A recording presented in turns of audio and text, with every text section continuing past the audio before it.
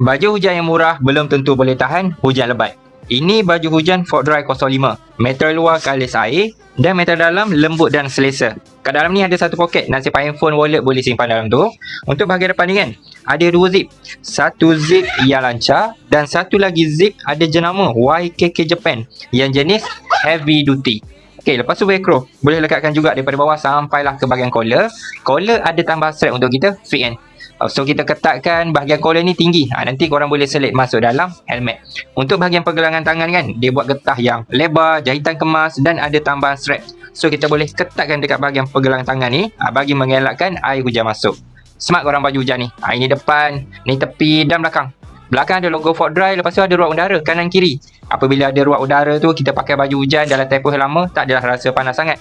So yang ni korang akan dapat satu set baju seluar. Untuk seluar dia, bahagian hujung ni kan, dia buat 3 strap macam ni untuk kita ketatkan lagi dekat bahagian pergelangan kaki ni. So korang dapat baju, seluar dan beg secara percuma. So untuk korang yang mana belum ada baju hujan lama dah bocor, dah hilang kan, boleh grab satu. Standby untuk hari hujan nanti.